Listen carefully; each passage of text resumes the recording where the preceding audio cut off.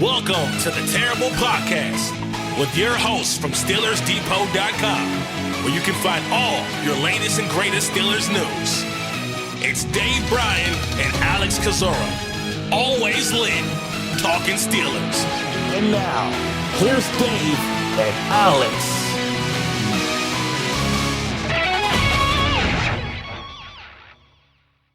Welcome to the Terrible Podcast, Season 16, Episode 10. He's Dave Bryan. I'm Alex Kozora, SteelersDepot.com. Thanks for being back with us this Friday, Steelers Nation. Dave, getting ready for preseason game number 2, although for the Pittsburgh Steelers, it will look much like preseason game number 1 in terms of who will and who will not play this one coming. The one home game tomorrow, Saturday night against the Tampa Bay Buccaneers. Pittsburgh holding the joint practice against the Bucs yesterday. We'll talk about that as well. Got some updated roster projections here from Mike Tomlin, Andy Weidl. So lots to talk about as always. Dave, how you doing? Yeah, should be a fun show. We'll go over our roster predictions and all. And not a lot of guys. I mean, it's going to probably be a carbon copy of what we saw against the Jaguars. But I always look forward to these things regardless of who's playing. I think there's some interesting guys to watch that we'll talk about probably later in the show.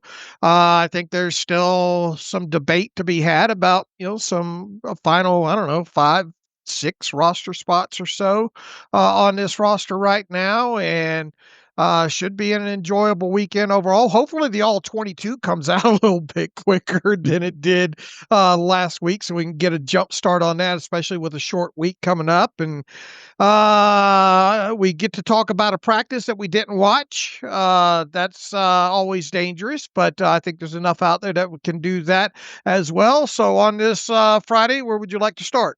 Let's start with that joint practice between Pittsburgh and Tampa Bay held at Acrisure Stadium yesterday. As you said, a closed-door session. We're not there for that. Was not open to the public, so we can't tell you the play-by-play chapter and verse how this thing went. But it seems to be the general consensus from Tampa Bay reporters, a little bit from the Steelers end, and really some of the player comments themselves might be the most telling and revealing of all. The Steelers defense, which has gotten so much praise, it had a really good summer, struggled against Baker Mayfield and Tampa Bay, so much so that Todd Bowles, the Buccaneers head coach, went from Baker Mayfield's playing pre-practice in the preseason game, he declared Mayfield will play, to watching the tape of practice and saying, Mayfield, we don't got to see you twice. We're not going to play you in the preseason game. That's how well Mayfield did against the Steelers defense. Apparently, sounds like Mike Evans, the Buccaneers receivers, had a pretty good day against Pittsburgh secondary. Yeah, once again, it's kind of dangerous to talk about practices you don't watch. And look, here's the thing. If Baker Mayfield played Saturday night anyway, look at all these guys on our defensive side that aren't playing for the Steelers. Probably not a lot to learn from the Buccaneers standpoint. And look, this, you look at this Buccaneers roster top to bottom, they look like they got a pretty good team on paper this year, especially on the offensive side of the football. With the eligibles and all.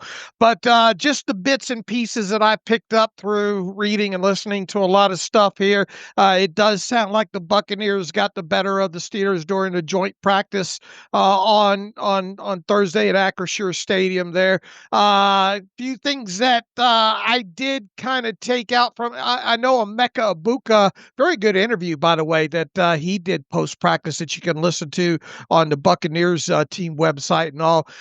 He seemed to indicate that the Steelers played a lot of zone as far as coverage in this. Now, we don't know exactly how much that is, who was out there and all like that. It did sound like in 7 shots on the Buccaneers side that they won that 4-3 against the Steelers defense, and then in a 2-minute drill portion, they seemingly had their way with the Steelers defense there.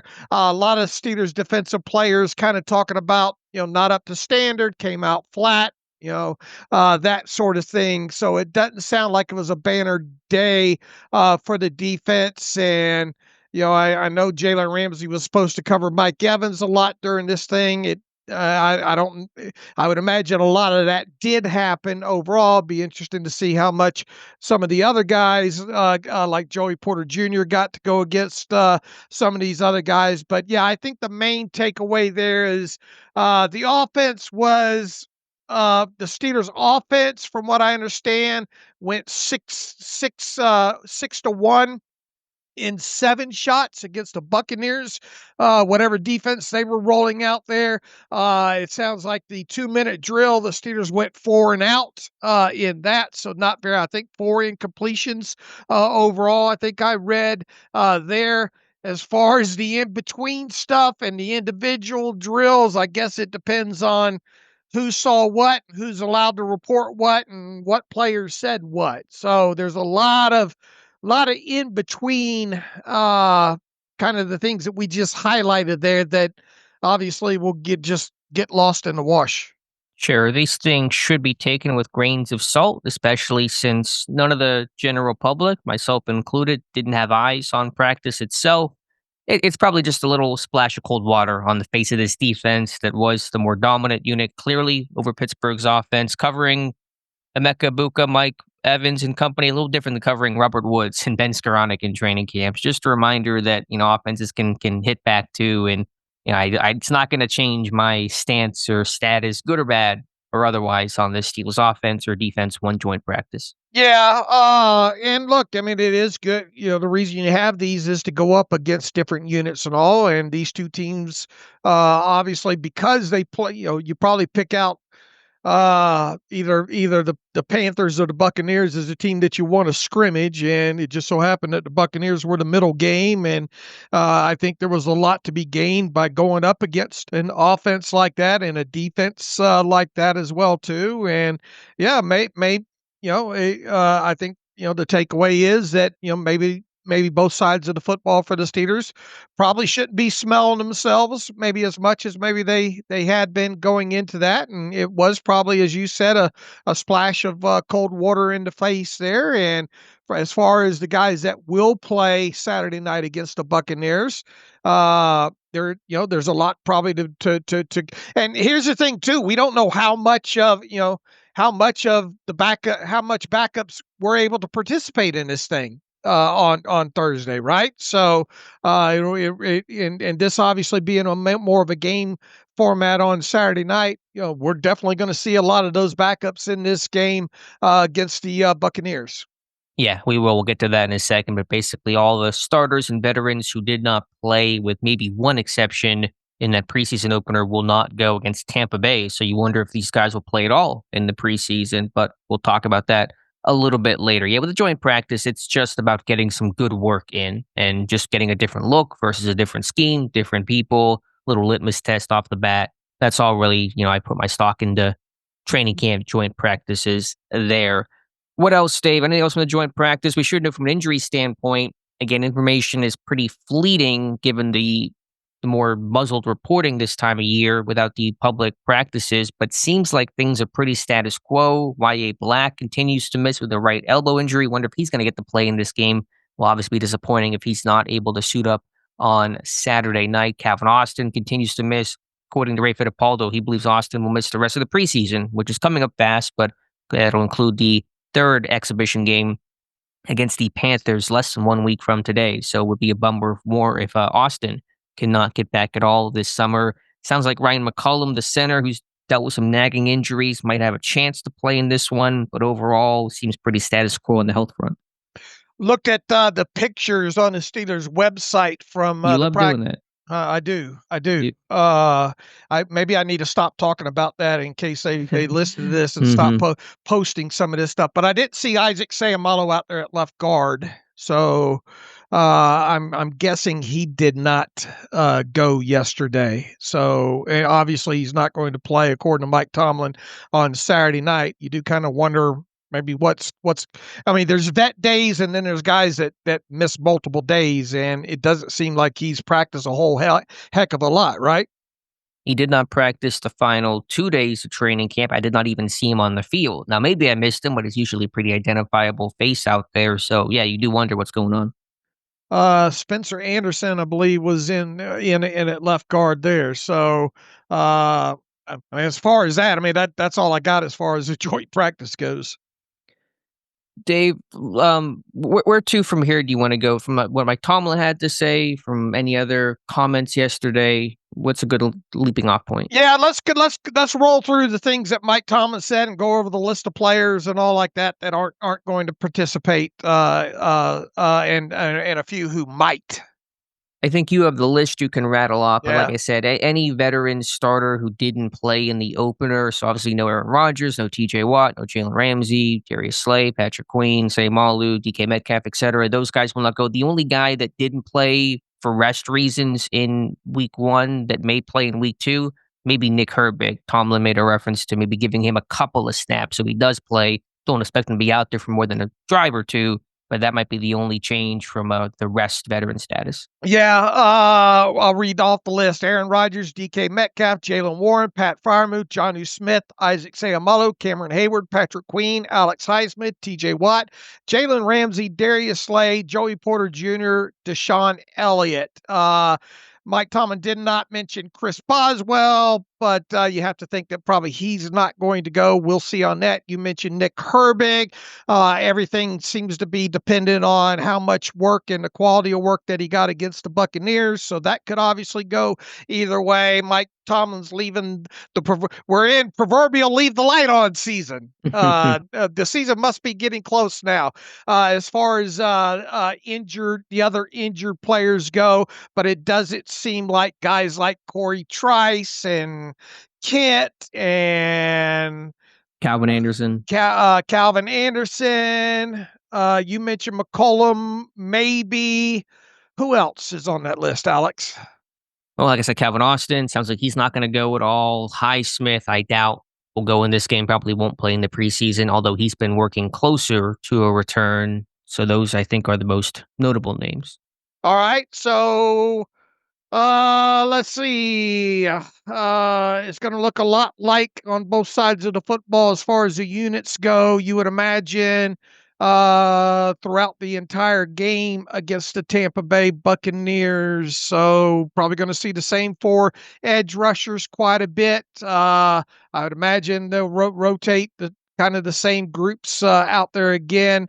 It'd be interesting to see if anybody jumps up in any of those rotations whatsoever.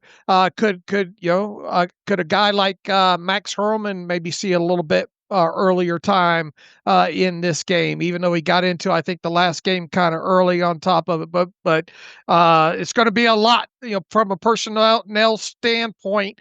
It's going to look a whole heck of a lot like it did against the Jaguars. That's for sure. Have a lot of rookies who may not play in this one, though. Will Howard, I assume, will not play in this one. Dante Kent doesn't sound like he'll play in this one. And then again, Y.A. Black, maybe on that one, you hope. But you might have 3 of your rookie class missing this game. Yep.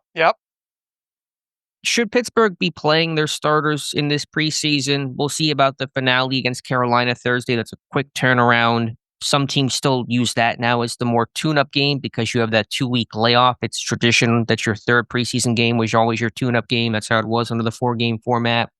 Teams don't want to play their starters too early because then you get rusty again before the season begins. So we'll see Tomlin's approach. It sure sounds like Aaron Rodgers won't play this preseason. We'll see if the other starters do. But how important is it to get those guys out there at some point?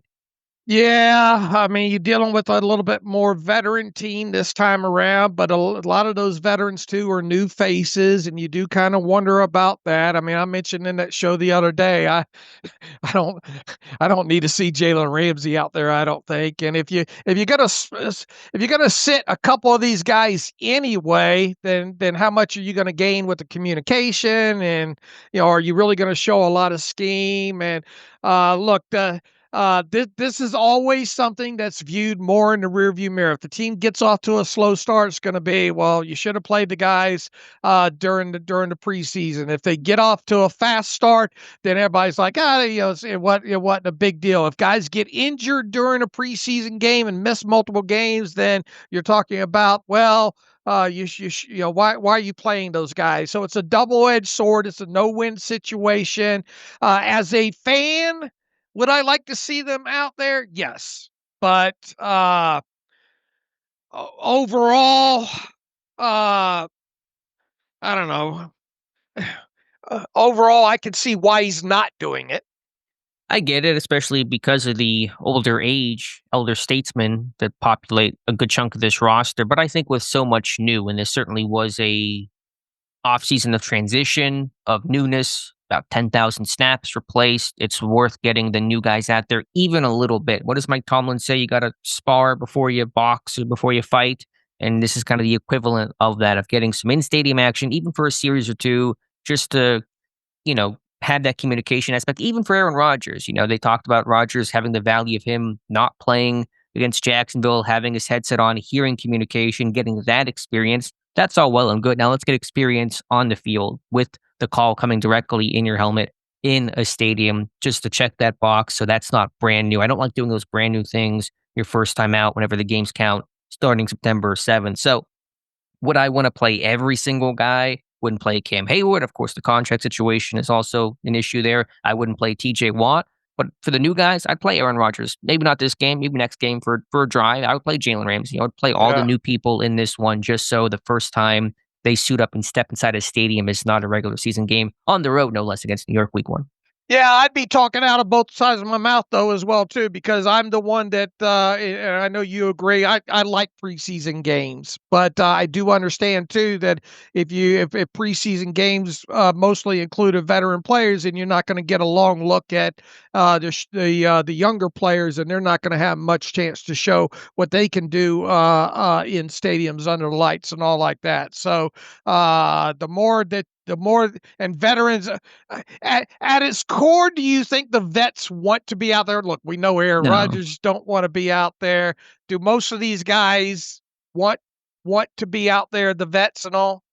No, I don't think so, but it's not always about what they want to do. It's what's in the best interest of themselves and above all the team. And even something as simple, and maybe this sounds silly, as warming up and getting a uniform on and going through a pre-game routine and stretch line and just how everything works. It's just, I don't want those things to be done the first time in regular season games. Now, is it a big crime if these guys sit out? No. Is it going to be the reason that makes or breaks Pittsburgh's 2025 campaign? Are we going to be sitting here in November saying, man, if they just played that preseason game?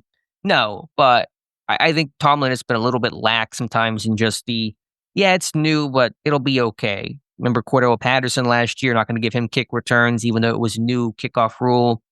I think that was a mistake at the time. I think it was proven to be a mistake overall. So Tomlin has certainly seemed to change his approach because he would be more aggressive playing starters in the past. And now it seems like he's going with a little more that new age philosophy of keep your powder dry, don't play your starters at all, basically have them ready for week 1, probably because this roster is older, more established, but it has been a bit of a transition, it feels like, from Tomlin this year. I would agree. What else from Mike Tomlin did he talk about that stuck out to you, Dave?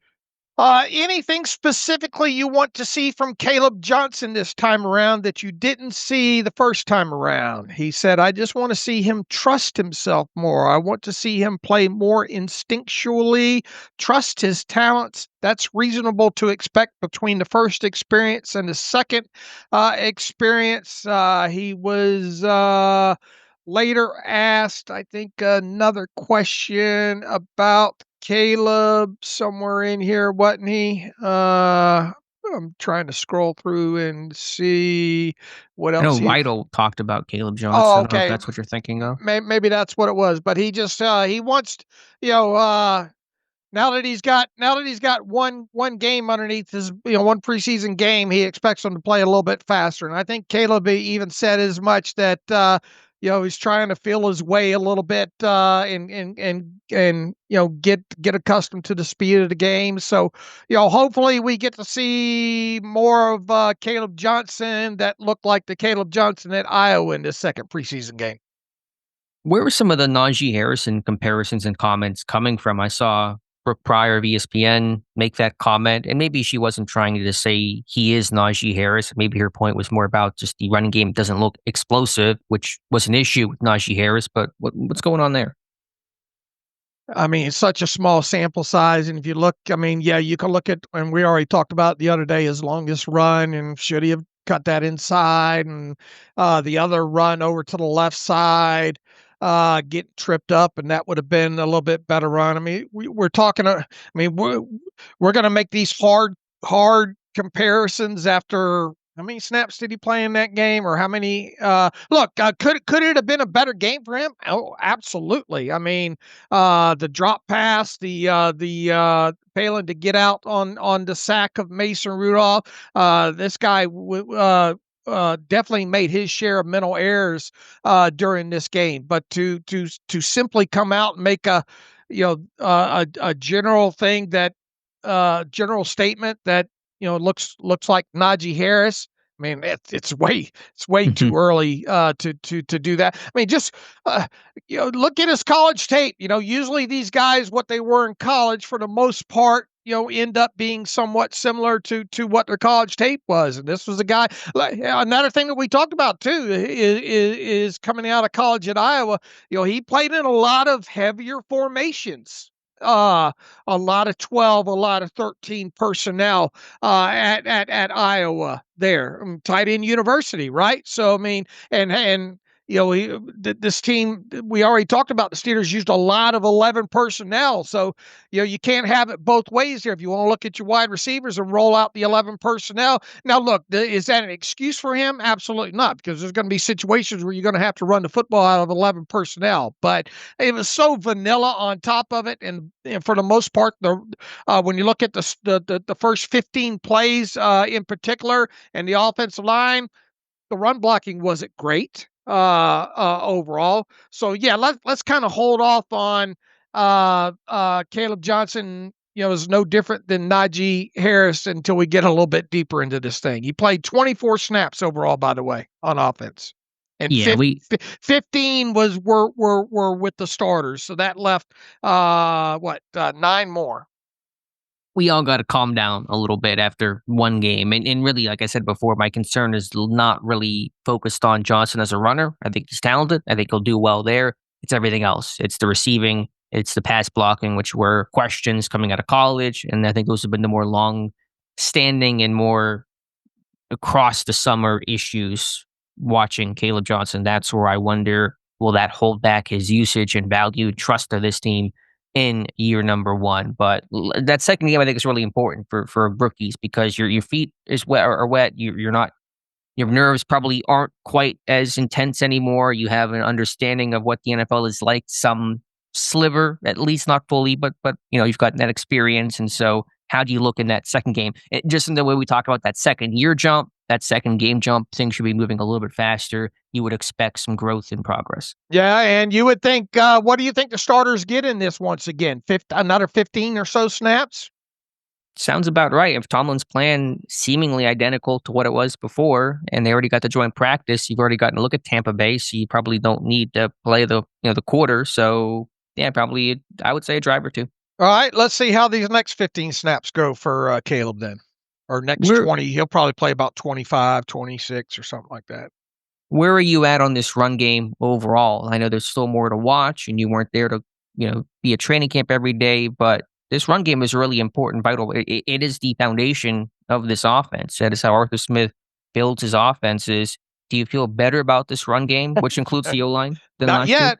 year? Yeah. No. I mean, from what you tell me how I should feel.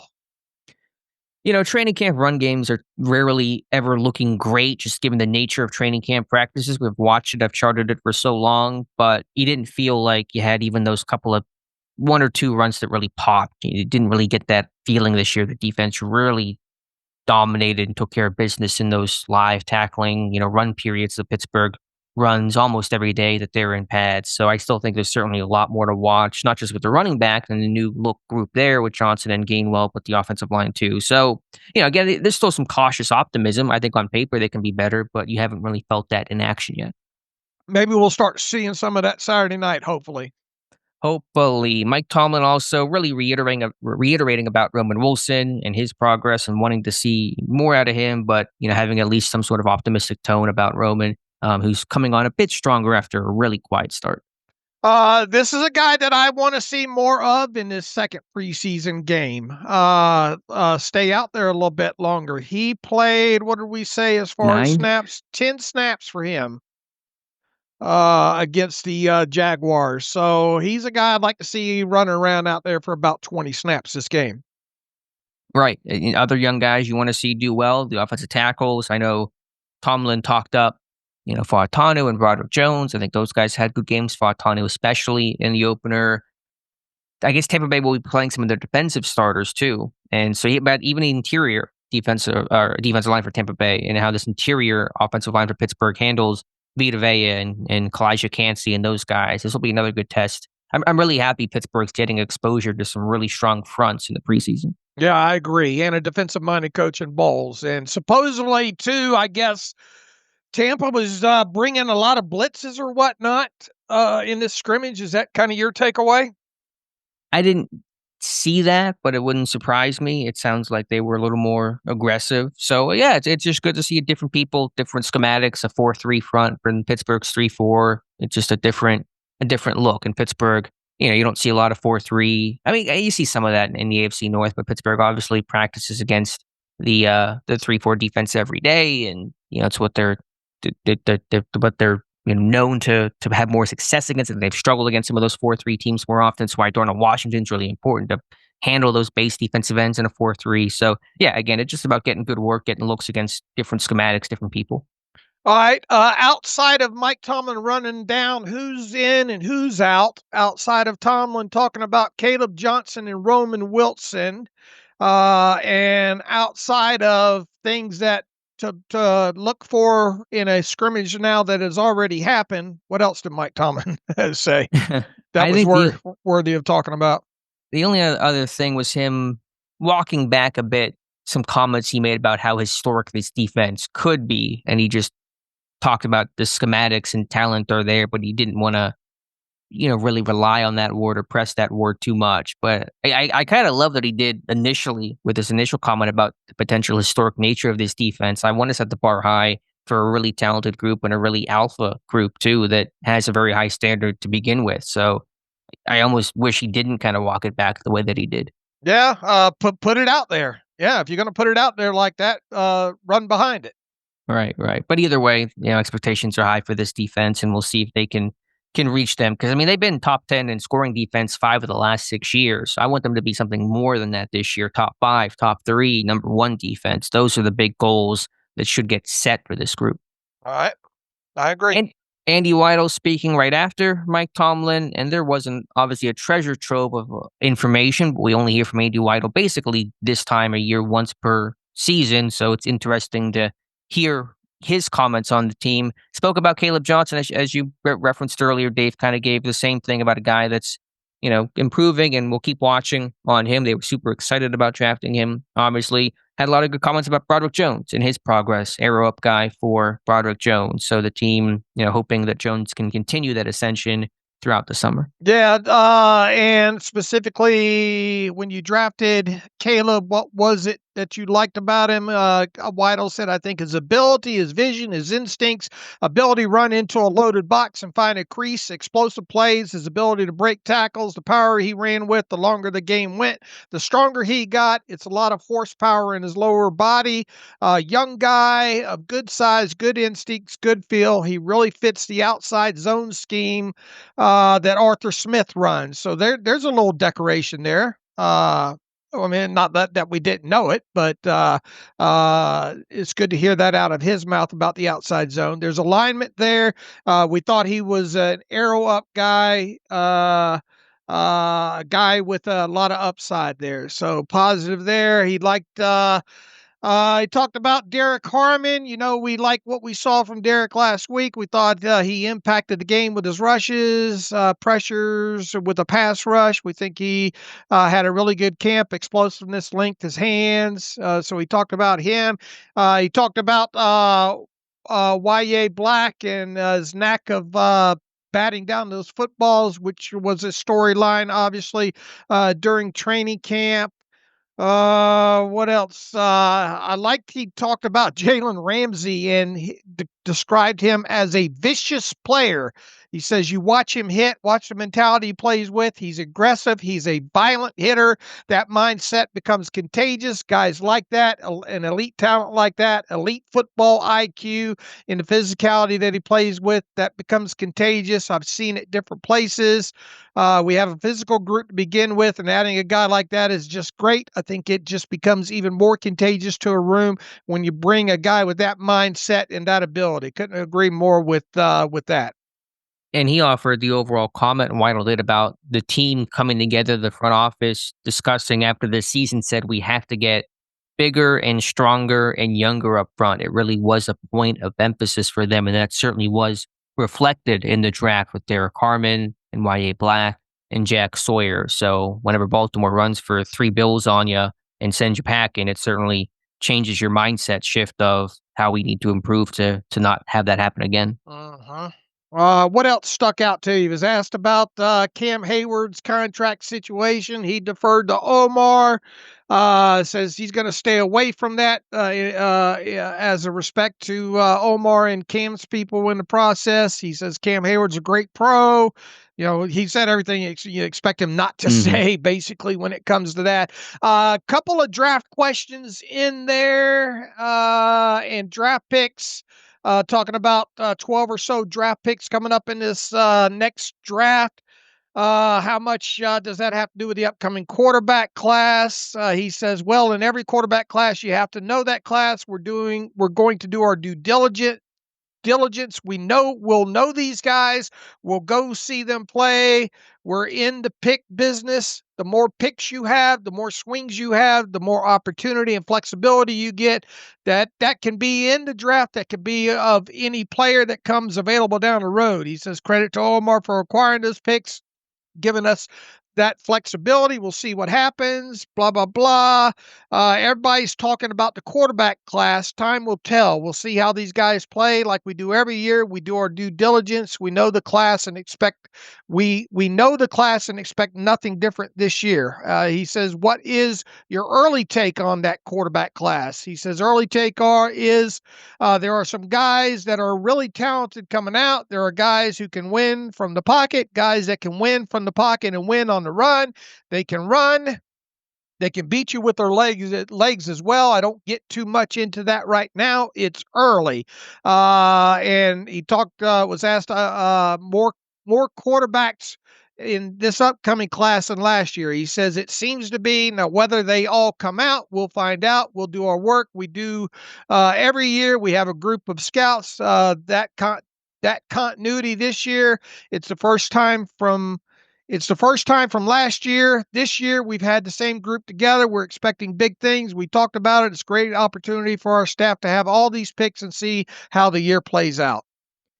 And that's notable, something that I really have not made mention of because nothing happened, but there was no scouting turnover. Pittsburgh has had some pretty big scouting changes since Omar Khan was hired in May of 2022. Even last year, there was a heavy amount of scout turnover. There wasn't, to my knowledge, and I think Weidl's confirming this, one change in the scouting department this year. Down to the interns are still there. Anthony Rooney Jr. is still there. So, yeah, there's continuity to be had. Everyone knows how the team operates, how they go about their business, how they scout and produce their reports and coordinate and work together. So that's going to be important in a year where I know Weidl's trying to downplay a little bit quarterback, and we'll see what happens. Who knows what will happen? There's no guarantee, but we know Pittsburgh will certainly be doing their homework on all the top arms next year. Yeah. I think the only other kind of, he was asked about Darnell and the whole hypothetical down the road, be a tackle.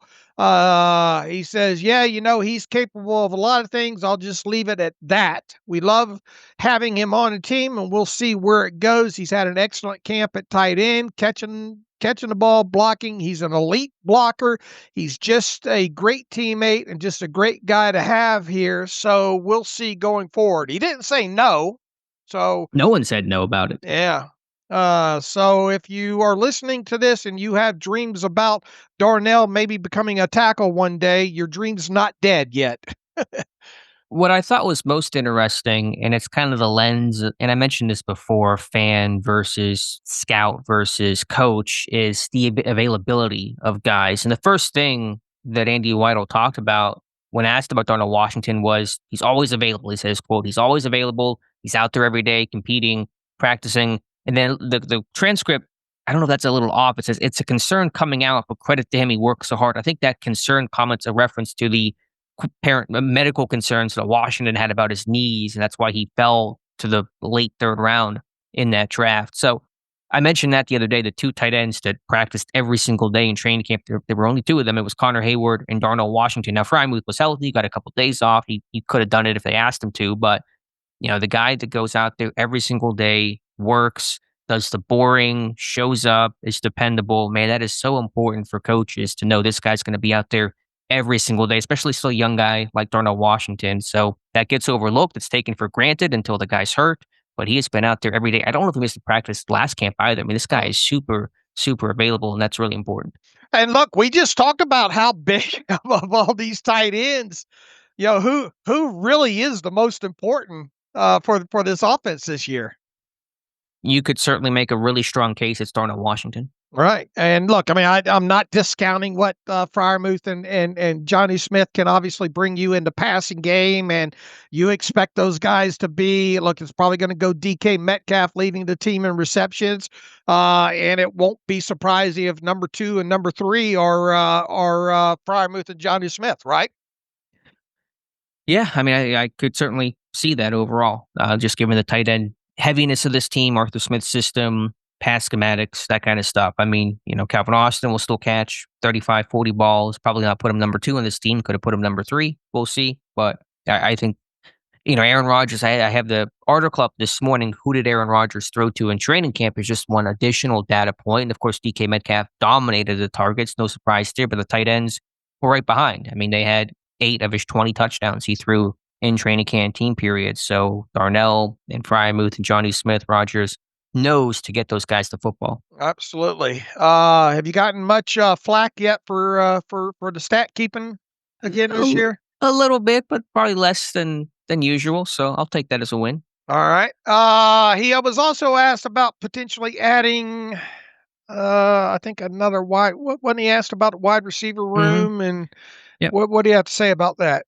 Let me try to find the comment here. Talked about DK and obviously the great job that he's doing. Roman Wilson says, quote, been coming on. You saw last week a little bit and want to see him keep going, keep building, keep growing. Obviously, Calvin's been hurt, so he hasn't been out there as much.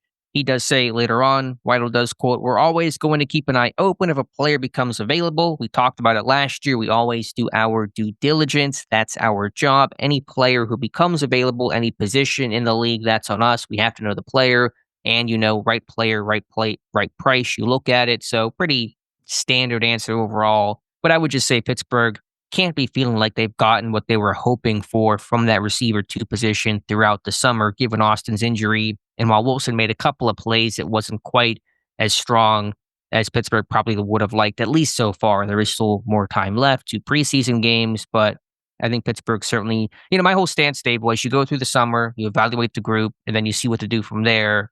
And I think that door should still be left open to, inquire and look at other receiver options. Yeah, look, I mean, we're still in the same position that we were prior to camp, where this team could still potentially add to this roster closer to the start of the season. Offensive line, and wide receiver, and right. and we haven't. I mean, none of that has changed. Now, you still obviously got a couple of these young guys, and really, even a veteran. We'll get to this when we get to the 53-man roster predictions. Neither of us have Andres Pete on our 53, and there's a lot of pushback for that for some reason right now. And we'll talk about that in a little bit. But the 2 concerns remain. And it's still plausible. I don't, I've gone on record said I don't think it'll be an expensive notable ad. Could it be a notable ad in name, but on a cheap price, especially at the wide receiver position? Yes. Do I expect this team to go out there and trade for Terry McLaurin or anything like that? No. But could somebody? Here's the thing: a lot of teams, how many times do you see a true bona fide number 2 become available via a cut at this time of year? From a cut, very rarely, I would assume. So normally you have to trade if you're going to get a guy that, let's just call him a borderline 2-3 guy. Normally you have to trade for those guys, right? Sure, and even then, how often are those guys available? But right, if you're going to get a starter level player, it's likely through a trade, not through a cut. All right. Now, as far as potential guys that could be a backup tackle or a backup swing tackle, those are a little bit more readily available come cuts, right?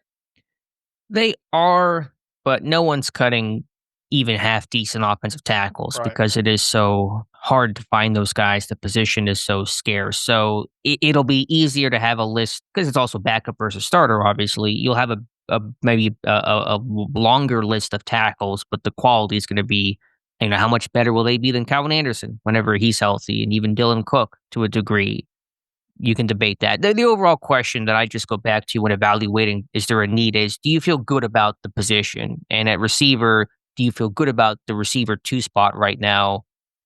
I don't feel any better about it than I did before camp, and I had questions in training camp. I liked Calvin Austin last year. I thought he made more plays than I realized going back through the offseason tape. But do I feel good about him being the receiver 2, full out? Not right now. No, I'm with you. He's banged up right now, too. And you do have a little bit of concern about that right now at this juncture. With a new quarterback, right. If it had been Fields coming back or Russ coming back, maybe that's one thing. But how much has Calvin and Rodgers gotten to work together? They had a Malibu practice. He saw some dolphins. That's kind of been the extent of their time working together. So that's another factor, too. Right. Agreed. I still think Alec Pierce for the Colts, man. I'm going to keep banging that table. I know he's got a groin injury right now. It seems minor, but if Daniel Jones wins that job, they're not going to be throwing the deep ball the way that they have with Anthony Richardson. They're going to throw short. They got A.D. Mitchell's having a good camp. You got Josh Downs. You got Pittman. Pierce last year of his contract. Go flip. I know they want to protect that next year's draft capital. I don't know if you can get creative with it or not, but I'd be giving a day 3 pick for Alec Pierce. And who was the wide receiver they had interest in before the trade deadline that went down injured? Last year. Oh, he broke his collarbone in Jacksonville. He's with the Texans now, right? Got traded to the Texans. Why am I blanking on the name? I'm blanking on the name as well too. All of a sudden, I know everything else about him but his name, Christian Kirk. Okay. He's more than likely going to stick with them, right? I would imagine. Haven't followed what's going on over there. Yeah, I mean they got Jaden Higgins, the rookie. Got Nico Collins. Tank Dell coming back. It sounds like he's going to make it though. All right. All right, Dave, I think we covered the pressers really well. Let's go through our dual roster predictions. Mine came out a couple days ago. Yours dropped this morning. I think they're pretty similar overall, but a couple of differences here. We can still talk through it all. So at quarterback, we have 3 and the same 3, Aaron Rodgers, Mason Rudolph, and Will Howard. So despite Skylar Thompson's really good preseason debut in Pittsburgh, despite Will Howard's injury that's leaving him uncertain for the preseason, why did you not go with Thompson on the 53? Yeah, I mean, look, I think they like the upside in Howard, even though they have probably not going to be able to see him during the preseason there. And at worst, they probably think he can be a good backup in this league as well too. So, and I obviously think that he won't have to start the season on reserve injured list with a few more weeks to go for that hand/finger to heal. I think Skylar Thompson represented him well in the first preseason game. I hope he represents himself well in the final 2 preseason games, because I think you look around the NFL, teams could use number 2, number 3 type quarterbacks. And I just can't help but get out of my mind what's going on with the New York Jets and all like that. Maybe Skylar has another couple of good games and the team comes calling that you can get a 7th round pick, or maybe swap a 6 for a 7th or something along those lines. So barring Will Howard having to start the season on reserve injured, those are going to be your 3. I guess though the question is, can that change? What if Thompson goes out and has a repeat performance of week 1 and has a great game against Tampa Bay? Is there anything he can do to, I'm not saying bump Howard off the roster, but not be playing for a job somewhere else? I don't think so. It doesn't make sense to carry 4 quarterbacks on the roster. Is there still a scenario in which Howard opens up on IR? I still think it's a possibility. Well, I mean, that's why I said, assuming that he don't, I'm betting that he won't have to. But even if he doesn't have to, you kind of say it's okay if he does, so we can keep Skylar Thompson around for another month. Let it play out. Yeah, but at some point, Howard, you would think is going to be ready to come off that list. Sure, yeah, during the season, but it gives you some time and keeps Thompson around in Pittsburgh, and Pittsburgh likes their quarterback depth. I don't know. I mean, again, I have the Well, that's same. why I put the caveat in there, that I don't think he will. There's obviously, until he's healthy, until he's given the clearance to go, there's always a chance that he ends. Look, I mean, what's going to happen with Corey Trice Jr.? Is he going to be Sure. healthy enough to even be cut and not start the season on IR? On IR. What about Dante Kent? There's several of these guys that are banged up right now that we just don't know enough about. So is it plausible that Howard starts the season on IR? I mean, nobody's going to pass along his where he's at and his X-rays and all like that. But I just my educated guess is he'll be ready by week 1 to be the emergency third quarterback. All right, fair enough. That running back, the same three as well: Jalen Warren, Kaleb Johnson, Kenneth Gainwell. There's really no debate here about swapping anybody out or adding anyone as a fourth running back. No, I think the question becomes: do you keep? You're probably going to keep 2 running backs on your practice squad. Trey Sermon feels like he's got a good shot to be one of those guys. Can Lou Nichols continue to have a good camp to be the other guy? Do you go outside the organization? That the only question becomes who are your practice squad running backs, I think. Right. There's a good battle there between Sermon and Nichols and Hull, but the 53, I think, is virtually set in stone. Receiver gets interesting. We are aligned here, but there's a debate about it. We both have the same 5 at DK Metcalf, Calvin Austin, Roman Wilson, Ben Skoranek, and Scotty Miller being that 5th. So why Miller over Robert Woods and the rookies? Yeah, that 5th spot, I think, I definitely wouldn't bet the house on it right now, but I think the 4 of DK Metcalf, Calvin Austin, Roman Wilson, Ben Skoranek, and Ben Skoranek mainly because of what he gives you on special teams and how you can use him in certain situations, as a blocker and all like that. I think Ben Skoranek pretty much as close to a lock as you can get. I previously had Robert Woods in my initial 5. Scotty Miller sounds like he's had a better camp. Obviously, we know the relationship between Scotty Miller and Arthur Smith. And I think if anybody can press in these final 2 weeks to either cause this team to keep 6 or to bump Scotty Miller out, I think it might be Max Hurlman. What's the primary reason you give Hurlman the edge over Rock Taylor and Keyshawn Williams? I think there's just so many things that you can do with him. He seems like a more competent guy. He seems like a more gritty type guy. He's a guy that can, you can H-back him, and they actually did a little bit in that first preseason game, put him in motion. He's a high effort guy. You could just do a lot of different things with him. I think if you needed him on special teams, you could put him on there as well too. He's just he has stuck out in that one preseason game more so than any other backups I've seen so far. I think him and Keyshawn Williams stuck out pretty equally, but who can do it again? That's the question. One good game is great, but who can stack these good games? And that's going to really let this thing play out in terms of who, becomes the most cemented in the practice squad and who might keep 53-man roster chances alive. Some of the beat guys, Kabali, Dulac, really think Robert Woods is a lock or a near lock to make the team. Why do you think that is? And what would you say? Because obviously you don't have Robert Woods on your 53. Yeah, I think a lot of people just look at him as a veteran and, why would they bring in a guy like that so early in the offseason if they're not going to keep him? I think that's the general mindset some of these guys have. But Robert Woods, unless he's going to be your kickoff returner, offers you nothing on special teams. And essentially he would be your 5th wide receiver. Technically, because Ben Skoranek's still he's going to dress. He's going to be out there. He's going to get a few offensive snaps. He's obviously going to be on special teams. It doesn't feel, unless this team keeps 6 wide receivers, it feels like it's got to be a choice between Woods and Scotty Miller. Yeah, and Miller came on strong, and I was charting the Rodgers camp numbers last night, who he threw to, and he didn't throw to Scotty Miller much early, but late, those two really had a good connection. Now, part of that is the Calvin Austin injury that opened the door for guys like Scotty Miller, but I think Rodgers seems to like him a lot. I think Robert Woods had a better camp than even what I think. If you look at some of the numbers, I mean, I just think he was a little more productive than probably what it felt like. But, Miller, I think, is more versatile, like the speed aspect. And I gave him the slight edge over Robert Woods. But that thing, I think, will keep being a battle to the very end. All right. Would you give Max Hurlman the edge over Keyshawn? I would, but I'm still in practice squad territory for all those guys. Right. I am too. For offensive line, I think we have a change here. You went 9 offensive linemen. I went 10.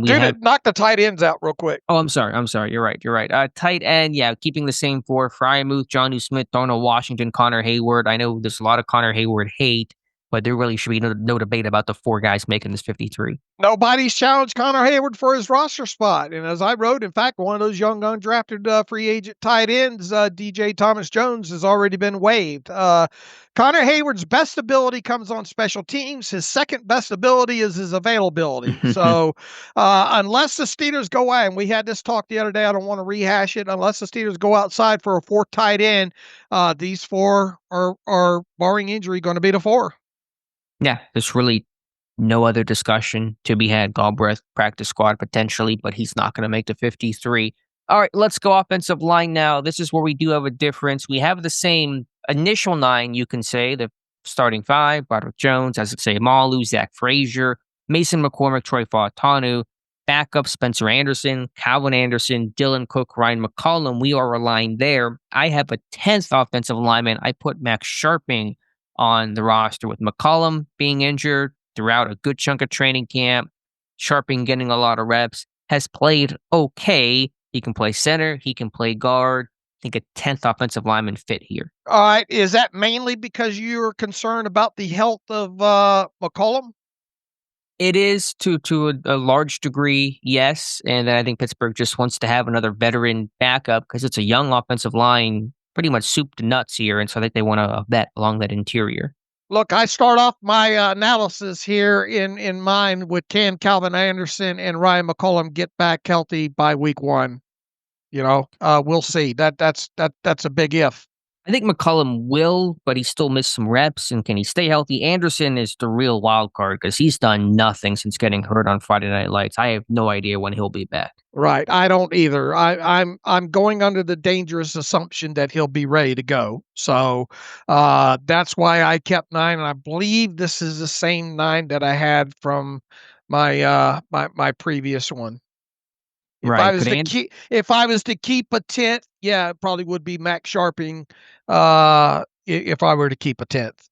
And obviously no one can predict it, but would Anderson be an IR designated guy to start this season? Could be. We just have no idea right now. And we certainly believe, we just talked about it, adding outside help is probably on Pittsburgh's agenda. Now, this is our initial 53, what it will look like August 26th at 4 p.m. on Cutdowns. Where it goes from there, unless it's a trade, then any sort of waiver claims or any sort of signings won't process until the next day. So this is our initial look at it. But I think Pittsburgh has to look at tackle help, especially if Anderson has any question about his status for week 1.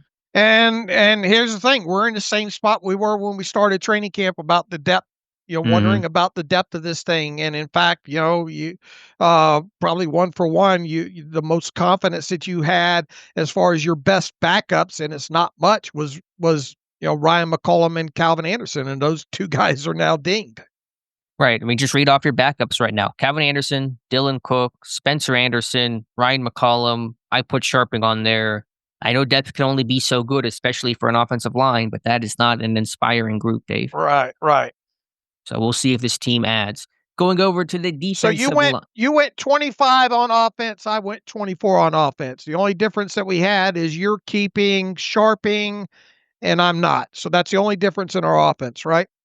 Correct. We do have a difference defensively on the defensive line. This is where you're having that extra defensive player that I do not. I have 6 defensive linemen, and we have the initial same 6 of Cam Hayward, Derek Carman, Y.A. Black, Isaiah Loudermilk, Keanu Benton, Daniel Akwale. You put a 7th with a Seizi Otomewa. So why are we still sticking with Otomewa? Yeah, and look, the biggest debate here, as I put on here, is will they keep 7 or will they keep 6? The knee injury that Dean Lowry sustained made that position group at least a little easier to predict as far as the who.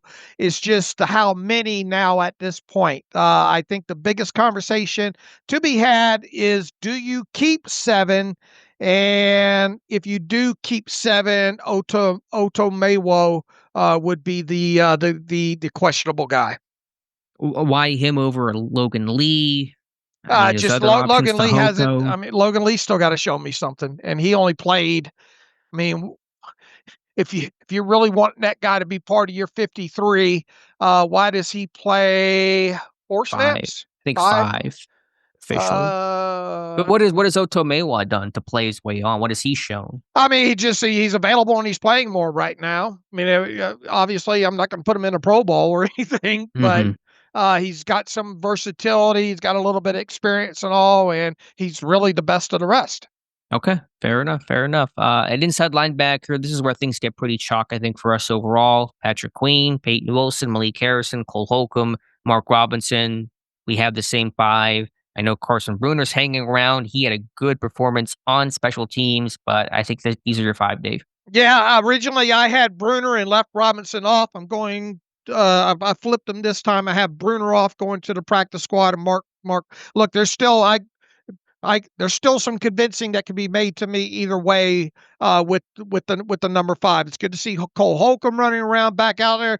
I mean, regardless of who you keep between Mark Robinson and Carson Bruner, and assuming that they do keep 5 inside linebackers in total, this is not a bad position group here.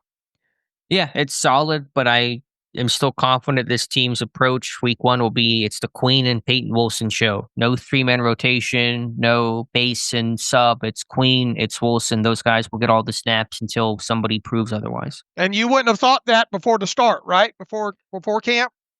I was a little uncertain. I'm much more confident that's going to be the case now. I think it was really dependent on the progression Wilson showed.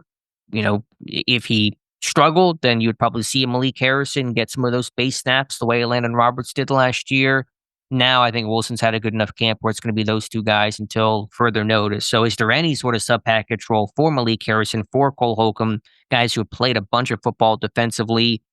I don't see it. Maybe there's a specialty 3-5 package they'll run against some really run-heavy personnel. We'll see. But I think overall, they want Queen and Wilson to be the 2 main horses. All right.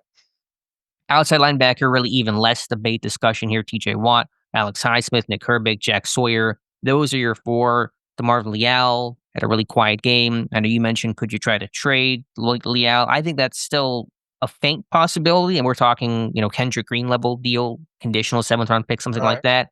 But in terms of making the 53, these are your 4. Yeah, I put in here, maybe the Steelers can sucker a team to trade for DeMarvin Leal. I doubt it, but we'll see. Right. I'm with you there. Just hope the group stays healthy. And obviously, Watt, Highsmith, you wouldn't expect really to play in the preseason. Sawyer will get a lot of burn. Herbig should make his debut tomorrow. At corner, we have the same 6 Dave, Joey Porter Jr., Jalen Ramsey, Darius Slay, Brandon Eccles, Beanie Bishop Jr., and James Pierre. Whose spot is the least safe of those 6? It feels like Beanie, but I did apologize to Beanie in here. Why did we apologize to Beanie? Because I jettisoned. He was not on my initial one there. Corey Trice Jr. can't make the club in the tub, so I got to see somebody. Look, James Pierre. I think if somebody can prove they can be the better gunner, he could be vulnerable. But I got to see that in the final 2 preseason games. Who could be in the mix to be that gunner? Skronik's 1, if not Pierre, then who? I suppose it could potentially be a wide receiver, right? Could be a Max Hurlman. Yeah. I don't know. I think I want to see a little bit more Max do it, though. Oh, sure. I mean, absolutely. Yeah, you need to see more of any rookie, but he had that tackle. I mean, could Deshaun Jameson be in the mix at corner overall? Could he threaten Pierre or Beanie Bishop? Doesn't feel like it. He's had some moments, but I think it's another guy that's more practice squad than 53 right now. Right. And if Danny Smith has a say in this, he knows what he's getting with James Pierre, as far as that. Now, look, will we see these Gunners out there Saturday night? We'll see. We didn't see him in the opener. They wanted to get other guys working. They also barely punted. They only had 3 punts in this game. So, in some sense, you want to see this team punt more to get those guys some reps. Or does Danny even play these guys at gunner at all, knowing that he knows what he has and let somebody just try to take the spot away? Yeah, that's probably fair. There's really no need to play Pierre and Skoranek at gunner. Their resumes are the resumes. They've done it in NFL games. They did it last year. I think this is about getting the other guys chances because knowing the punts can be so far and few between, and you don't know how many you're going to get in a certain game. So there's no need to really have Pierre and Skoranek be gunners in this one. All right. And then at safety, Dave, the same four: Deshaun Elliott, Juan Thornhill, Miles Killebrew, and Chuck Clark. Yeah, and Chuck Clark wasn't around the last time that we the initial 53-man roster predictions. Originally, I had Quindell Johnson as one of the 4 safeties, but now that Chuck Clark has arrived, obviously going to keep him along with Deshaun Elliott, Juan Thornhill, and Miles Killebrew there. And I believe you only had 3 safeties the first time around. Right. Now, I've added Chuck Clark. I think he makes this team as a reserve, but as a veteran with some experience, Pittsburgh will like at safety. All right. Now, specialists, the kicker and the long snapper, no discussion needed. Chris Boswell, Christian Kuntz, those are your guys. The punter battle continues. We both have Cameron Johnston, but we don't want to. We should apologize to Corliss Waitman because this guy's got a chance to make it too. Yeah, this seems to be a battle for sure, and that's going to be one of the things to watch Saturday night between the punting. I think both of them did a good job in that first one. Right now, I still tip my hat to the veteran Cameron Johnston, but that's another one I wouldn't bet my house on at this point. The loser of the battle could possibly get traded for a late round draft pick before week 1.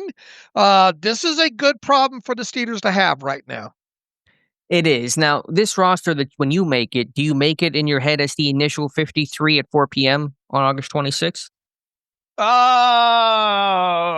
do you make it more the day after? Right now, yes, because right now, yes. I only ask that because could this team keep both of them initially as they did 2 years ago with Braden Mann? Yeah, but who comes off? I mean... Well, the initial 53, they would have 2 punters. They had Mann for a couple days on the 53. Then they eventually cut him. But if you're doing the initial 53, you could put Johnston and Waitman, because if you think one is going to get traded, they may keep them initially to try to attract more trade partners. Right. But I mean, 53's got to be 53, though. So someone else. Oh, you're saying who gets replaced from the 53. I'm sorry. I see what you're saying. I mean, that could be...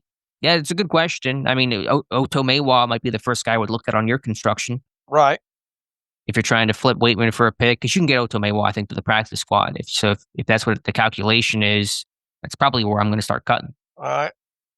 Remember, initial rosters tend to look pretty weird. There's always movement. Especially when IR to return is involved. Exactly. Now, it's a little cleaner than it used to be because you have those 2 spots where you can send those guys right away. It used to be any guys to be returned, you had to keep them for a day and then IR them. When you had the veterans that would get yo-yo, that kind of stuff. But last year you had 8 defensive linemen kept because Logan Lee was going to IR eventually. You had 2 punters, I think, 2 years ago or last year, whatever it was. You've had years where they've kept like 9 receivers, I think, initially because guys were getting hurt. So, the initial 53 can look kind of funky until the dust settles the next day, 2-3 days after. Yeah, and injuries could play obviously a huge role in that. What happens in these final 2 preseason games and practices? Right. There's a Corey Trice. If he goes to IR to return, then he's going to be. I mean, you don't have to. Well, you get the 2 spots. You get the 2 to send early, so you just hope that you don't have more than 2 that you have to send early to IR. And have to keep those guys on the initial 53 before turning around and then moving them to IR, designated return. But they had 3 last year. They had Moon and Cook, who were designated, and then Logan Lee hung around for a couple of days to get put on IR, through the more traditional way of making the team and then go to IR. So could that apply to Dante Kent? What happens to Dante Kent, Dave? Corey Trice, Calvin Anderson, Will Howard. There were some big questions there. And that's what makes this thing tough and usually makes it wrong because some injury situation affects the roster in ways that are really tough to predict. All right, Dave, what is your biggest regret whenever you hit publish, like your mock drafts? What's the one thing where you went, maybe I'd like to have that one back? Really, the only question I have, I think the most questionable guy I have on my 53 right now is Asazi Otomewo. If I said you can't keep him and you had to put somebody else on the roster, who would it be effectively? Who is number 54? Or if I just gave you a 54th spot and said, Dave, here's a bonus one for you. I'm really intrigued about Max Sharping. I really am. Now this could end up being a guy that just you don't even remember his name. Jesse Davis of the world. I mean, not even like that. I mean, some of the guys that have had who was the linebacker years ago that they kept on the 53? That was the big boy out of Florida State. Matthew Thomas. Yeah, Matthew Thomas. A guy that gets a lot of rave and all, and then the next offseason you're like. Or a couple of seasons after, you're like, hey, who was that guy? That kind of thing. I'm really intrigued by Hurlman. I really am. Well, you said Sharping earlier. You talking about Max Sharping or Max Hurlman? Oh, Max Hurlman. I thought I said Hurlman. I thought you said Sharping. Sharping's I thought in my I said head. Hurlman. Okay. I'm older. I get these mulligans. Well, it makes more sense because I don't know because Max Sharping is who he is. I'm like, not a lot of intrigue there. But by Hurlman, okay, yeah, but he's got to do it again. Like you have to go out. You can't be a one-shot rookie. You got to be able to do this thing consistently if you're going to actually make this big-time push. Look, this guy. I mean, he can't help his size and all like that, but he's not small. I mean, he's not DK. No, how big is Hurlman? But I mean, he does get out physical some in the blocking, especially closer to the line of scrimmage. Yeah, but he is a high effort guy. I mean, he's got a lot of fight in him, and that's what I like about him. I think, and he looks very competent out there with the motions and the passing along. See him tapping his head and making sure the outside guys get the signal and all like that. Just the little things that he does, even when the football does not go to him, make him impressive on top of what he does with the football in his hands. 5'11", 200 is what he weighed in at. Okay. That is Notre Dame Pro Day. So there's some size. Yeah, not the biggest guy in the world, but he's got a lot of fight for sure. Yeah, I think he's intriguing, no question. But got to prove it to me again. Right. 2 more games. Would he be your number 54 if I gave you that extra spot or made you make a change? I think so. Still about Robert Woods. I mean, I do see the allure of Robert Woods. He is the vet. He can block. There's a little different skill set there compared to Roman and Calvin and Scotty Miller and even somebody like Keyshawn Williams, these smaller, speedier guys. There is some different dynamic that Woods offers there. But, how much is your 54th? I'll put it the same to you. And who is your 54th? Yeah, if I had to go 54th guy, I think I would go with Robert Woods. All right. So you'd go 26, or you'd go 26 defense, 25, or 26 offense, 25 defense, right? What would that be? No, I would go. Oh, I'm looking at your roster. You hit 54. Yeah, I was looking at your roster. Yeah, I would go 26 offense, 25. I keep 6 receivers with Woods being that 6th guy. All right. All right, Dave, we'll have our next edition after we have a quick turnaround because that Thursday game sneaks up really quickly. Yep. We'll turn around and do another one right before the final preseason game, and then a couple of days later do our final one. Yep. And cut down date is August 26th. So coming up here really quickly. All right, Dave, anything else to talk about? If not, we can get to some reader emails and close out today's show. All right, real quick. Why do you think why all the Andres Pete pushback? Yeah, I was surprised by that, to be honest. I didn't expect a lot of commentary that said, how do you leave Andres Pete off? He's a lock. He's going to make it, or comments similar. I mean, the resume is obviously notable. A former first-round pick, a guy that started a bunch of games, has had success in this league. So I think it's kind of where it's coming from. And the depth on the offensive line is weak, and there are spots for the taking. He could make it, but I see a guy on the backswing of his career. He's been a free agent until August and didn't look particularly good in the game. So he's got to earn his way in my mind. All right, and I'm with you. I thought his snaps were just kind of meh overall, but I mean, is there? I'm not going to completely rule him out. I'm just saying I don't know what the pushback is after one preseason game and 20 whatever snaps that he played. Now look, he was new to the roster. Yeah. I get all that, but I mean, I gotta see it in these final two for me to get on board with that. I'm leaving open the possibility that he could claim that spot, but I don't think anybody should be right now thinking, oh, there's no way in other words, calling him a lock, which it seems like a lot of people are. Yeah, I just don't see the big compelling reason to put him on there right now. If he goes out there and plays well, maybe that changes. There are some spots there. I thought Cook outplayed him, and that's not saying a lot, How many snaps did Pete get in that game? Wasn't a ton. They took him out, I think, too, like that final drive. Pete played 21.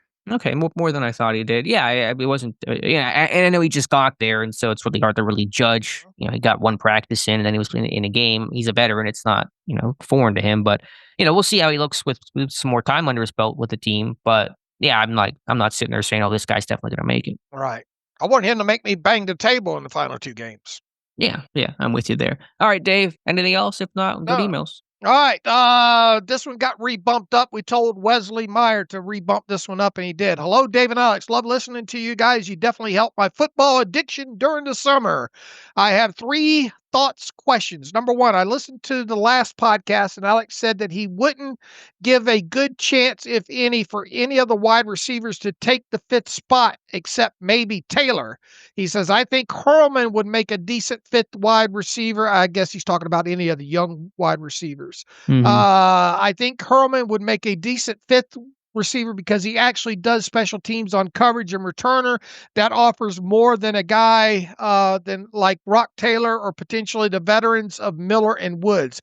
Can I just have an explanation on why the others have more of a chance than a guy like Hurlman? Well, you've already heard Meyer. I think he's I think he's an intriguing guy, but this is more aimed at Alex, I guess, maybe this was, I think because this is an older email, maybe this was before the preseason game. Yeah, there's definitely an older comment that I made because I know I didn't say that after the game because Hurlman showed more. So if I did say that, I don't remember exact context of it. My tune will have changed because you saw Hurlman and even Williams offer some more versatility, which I think is going to increase those chances of sticking around. All right, I mean, is there an outside possibility he's the 5th if he shows well in these final 2? Hurlman? Yeah.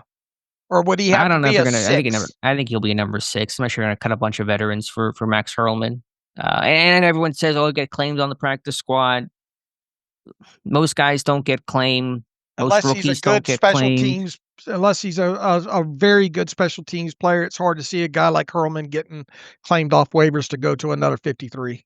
Yeah, even most receivers, because there's so many guys there, everyone has a bunch of guys in camp. Most of the time, those guys don't get claimed. So, you never know, but I feel pretty confident. All those guys, Rock, Taylor, Keyshawn Williams, Max Hurlman, if they were cut, they'll clear waivers. All right, number 2, why did guys like Loudermilk, Fehoko, and Baugh outsnap players like Lee and Black? That seems like a poor process to not let people you actually drafted play and figure out what you have.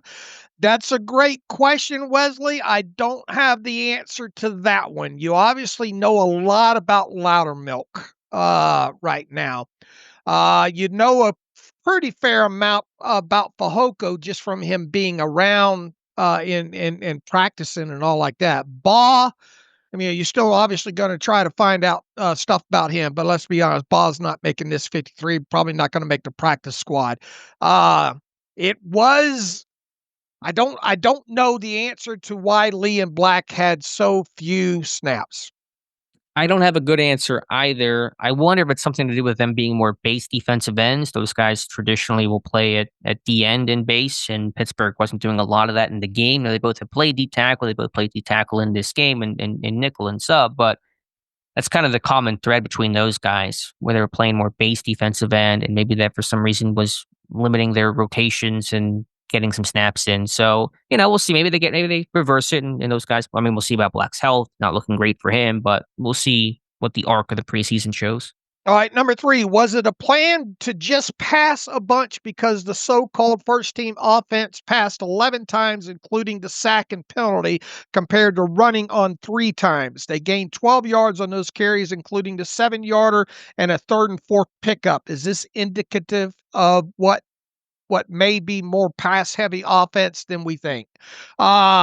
First and foremost, remember, you did not have many tight ends for this game healthy. Second, didn't Mike Tomlin say that there was a little bit more emphasis on the passing game in this first one?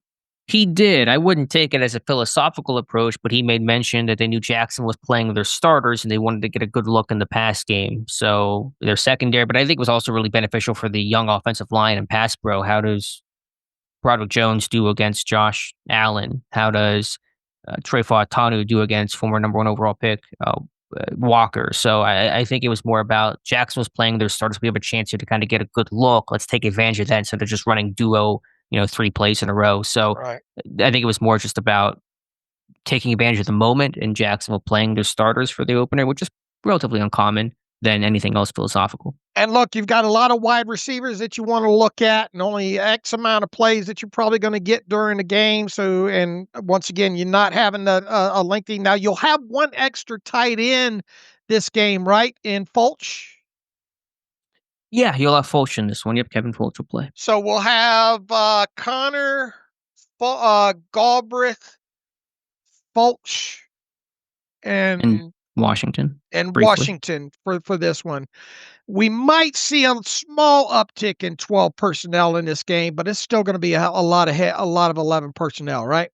Yeah, I agreed. I really will take no inventory or no reaction to personnel usage in this one because it's preseason and they're just not really thinking about it in that sense. Yeah, Wesley, I wouldn't read too much into schematics, play calling, and all like that as part of your third question there. All right, Patrick Donovan. First, let me say thank you for everything y'all do, and Alex, once again, great training camp coverage. Thank you for that. So I have a question for y'all. There's been trade talks rumored around Scary Terry, and let me say I agree with y'all. I believe he stays in Washington, but a fun exercise I would like to ask if a trade was to happen. He says, Dave, you mentioned Alex Highsmith and Roman Wilson for Scary Terry. Would you do that trade to solidify our offense, or would you trade Alex Highsmith and Patrick Queen for Micah Parsons? He says, I feel that what Ramsey does for the secondary, Parsons would do for the linebackers, play middle and outside. Now, I think both end up staying where they are. This is just something to debate and think about. I'm not going to put a lot of effort into all of this, but I mean, if you were to force me to choose and which one were to be more likely, I guess it would be trading and more beneficial. I would think it would be trading for Scary Terry, Alex and Roman or whatever for McLaurin. But you're not going to see Parsons come to this team and sign the contract that he wants, nor I would be quite surprised if they traded for McLaurin and gave him what he wanted contractually. Yeah, I mean, I guess, and I don't want to debate this or really spend much time. Who's the more impactful player? I know the need to add offensive weapons, but if you could trade for Micah Parsons and give up Alex Highsmith and picks, then that's the more impactful player. Just I think Parsons a freak. But neither are gonna. Right. McLaurin has a chance. I would consider a 3rd round pick. For McLaurin, you got to pay him, and that's a concern too. But I don't expect either to happen. It sounds like it's starting to get a little hot in Washington right now. Didn't Cliff Kingsbury come out and say, hey, it's about time we got to get Oh, did he? I didn't know he said that. Yeah, so it's getting close to the season. We got to get Terry out here on the field and get this timing and all together and all like that. So sounds like Cliff trying to put a little heat on something there. He wants Terry on that field, and I can't blame him there. Taylor Carpenter writes in, superb camp coverage this year. Alex, really appreciate being able to tune into the podcast and get a in-person perspective of the day-to-day of Steelers camp. My question is, do the Steelers currently have another blocking tight end on training camp roster aside from Mount Washington? He says, I'm a little worried that in the unfortunate event Washington were to go down, we don't currently have a capable blocker on the 90-man roster, let alone what we will have after the 53-man roster after cutdowns. Do you see anyone that could be placed on the practice squad that could fill role of capable blocker that is currently on the team? If not, how tough is it to find that player on the street should an injury to Washington occur during the season? Oh, Lord, Taylor, let's just hope Mount Washington stays healthy there. If they have a guy on the roster, it's Kevin Fulch, but you tell me what Kevin Fulch has done in the limited practices, Alex. As a blocker, not much. I mean, he'll be in the same camp as Hayward and Galbraith, probably willing, not super great at it. So now Washington is your blocker through and through. Like I said, if they lost him, you may see some more 6 offensive linemen, tackle eligible type of stuff, but you don't really have the other tight end. Galbraith can't do it. Hayward, is limited, and Fulch he's Kevin Fulch. So I'm all for adding somebody. And as I mentioned last podcast, I think you can find blocking tight ends. They're relatively common out there, but not at Washington's level, his size, his ability. Weidl calling him elite. I think he is an elite blocker. You're not going to get that, but can you get a fine inline blocker? Yeah, you can get that guy.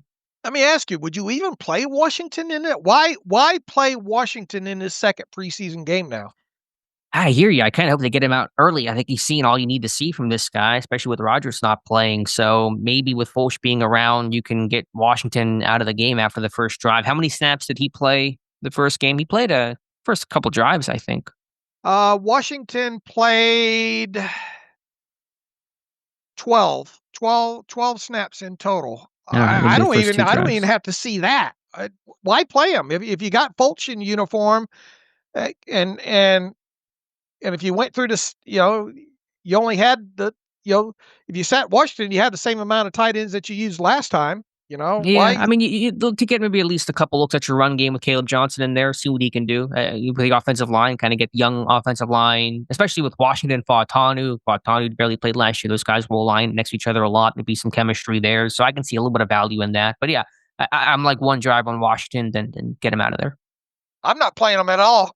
Okay. I mean, I get it. I do. Yeah. But you want to give Kaleb Johnson some lanes to run through? I'd like to do that in Washington. Yeah. You got Connor Hayward out there. Those lanes might get tighter. Okay, you have the first 2 plays. You better call runs. Especially on a 4-3 team, too, like Tampa Bay. Now you got Connor Hayward out there blocking base defensive ends. It's going to be a tough time.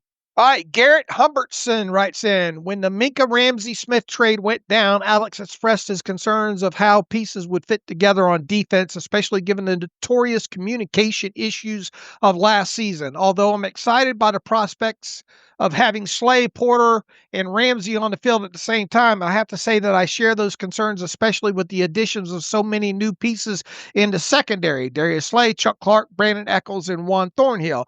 Now that the public portion of training camp is complete, have Alex's concerns in regards to defensive communication increased or decreased? If you were to predict, would you say that this year's defense will be better or worse at avoiding communication breakdowns? Take it away, Alex.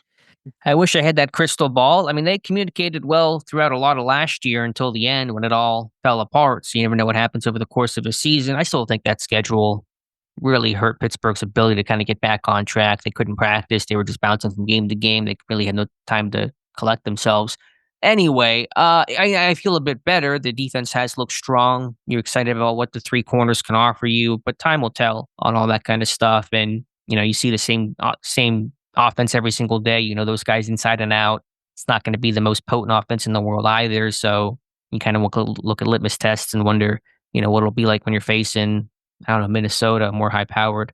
I guess you're not facing like any super high-powered offense to start the year. Cincinnati obviously will be great tests, whenever you play your divisional games, Baltimore, etc. But yeah, I guess I feel better, but I also know that, how I feel right now does not always mean how I'll feel come November. All right, one last one from Eric Fort and this one's on Cam Hayward's legacy. Dave and Alex, I'll take the contrarian view that Cam being underpaid relative to his peers is ironically symbolic of his legacy of being nationally underrated for the bulk of his career. I'll be shocked if he sits out week 1, regardless of what goes down. He's a Hall of Famer. He's still playing like his prime, and even if he gets a raise, he'll probably still be underpaid in 2025. We'll all miss him when he hangs up the cleats. Special thanks to Alex for his first-rate training camp coverage. I don't know if I guess it's a contrarian view to the masses because you and I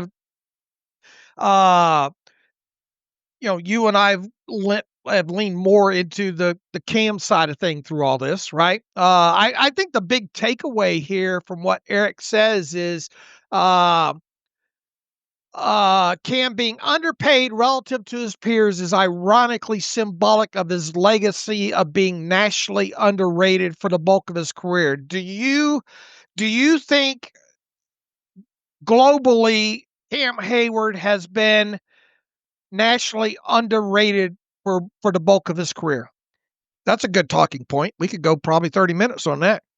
That's what his agent's probably telling the team right now, too. I would say yes. I think certainly Pittsburgh did a smart thing to reclassify him as a defensive tackle. Remember, he was a DN through the first half of his career, so he would get lumped in with the Myles Garretts of the world as a 4-3 pass rusher, and we wouldn't have the sack numbers to ever get the recognition. So when they moved him inside, he's also played in. So I think I heard it was a Shannon Sharp say, "Oh, Cam Hayward's a 5-tech." He's not really a 5-tech anymore. He's a 3-tech most of the time in Pittsburgh's sub package. But anyway, putting all that aside, I think that certainly gave him the recognition he's deserved. So I think he's gotten his due a lot more in the back half of his career. He got recognized last year, which was good because not always, whenever you lose that Pro Bowl, All-Pro mantle, as he did because of the injury in 23, it's hard to get that back as a 35-year-old D tackle. He got that back last year, which was good. So I think the recognition has been there a lot more fairly recently. But I think the front half of his career, he was because of but just the classification he was given. Is he a slam dunk Hall of Famer right now? No, I wouldn't say slam dunk. A slam dunk's first ballot, lock it up, let's get the bust ready. I think last year's season took him from borderline. Absolutely. But it took him from borderline, probably outside looking in Hall of Famer to now, I would say, bubble inside looking out. And if he continues to play well these next 2 seasons, gets a little more accolades, and gets to 100 sacks, especially how far away is he from 100 right now? Not too far. Then that will not first ballot it, but really put him in. He'll make it there at some point. If he duplicates 2024 and 2025, I think that might be enough to kick in the door. Yeah, if he can do it again, because again, you're talking historic stuff at 35, this year 36. He's at 88.5 sacks. Will Cam Hayward finish his career with 100 or more sacks, Dave? Oh, that's a good one. 11.5 away. I'll be optimistic because I'm a half glass half full person. I'll say yes. I'll say yes, too. But 2 years to get 11.5 sacks, I think he can do it. He better get the bulk of them this year, though. Yeah, the history says the numbers really start declining. Really, but they said last year, right? You look at history, D tackles, those guys, the stats decline at 35. But again, his game has been built on power, and that sustains a lot longer than finesse and athleticism. All right, that's all we got in the email machine, and we are about an hour and a half. So this one certainly isn't a 2 hour and 15-minute show. I thought the last show was really good. We got a lot of good feedback from that as well, good. too, there. Good. As well. I guess we should preview the Buccaneers game to some degree here, but it feels like we have bits and pieces throughout the show here. I'm interested to see. I don't know. What are we interested to see? Buka and some of these other younger wide receivers go against some of these defensive backs that the Steelers will roll out there. That front, will Vita Vea and play much? Him versus Zach Frazier in that early group should be fun to watch. I think Roman Wilson. How long can he be out there for? Kind of can he build off of the last preseason game? Can the combination of Mason and Skylar Thompson both continue what they did in that last game. The starting five or whatever starting five offensive linemen out there obviously will be under the microscope. Kaleb, it goes without saying, we'll be watching Kaleb Johnson a lot in this game. Cook and Pete at the backup tackle position will be under microscope quite a bit on offense. Mentioned Max Herman, really him, Rock Taylor, Keyshawn Williams, definitely guys to pay attention to in this one. I think that nails the offensive side of football. Why don't you take the defensive side of football, Alex? Yeah, I think you echoed it well. I really about Mason McCormick too on Kalijah Cansey or Vita Bay. We don't talk about McCormick too much, kind of the forgotten name on that offensive line, that young group, but want to see what he can do. Yeah, defensively, Jack Sawyer, I thought it was a mixed bag, first game. Derek Carman, what does he look like in game number 2 after getting his feet wet and playing a 30-some-odd snaps in that opener? Some up and down performance there from him. YA Black, I don't know if he's going to play. I would love if he plays and gets out there, but was he out there? Was he out there yesterday? Nope. He was still injured. Okay. So it's not looking too good for his status, but probably be left on for him. Looks like a right elbow. Probably been battling that for a little bit. Had a brace on in the preseason opener. Beyond that, it's a little more settled at corner.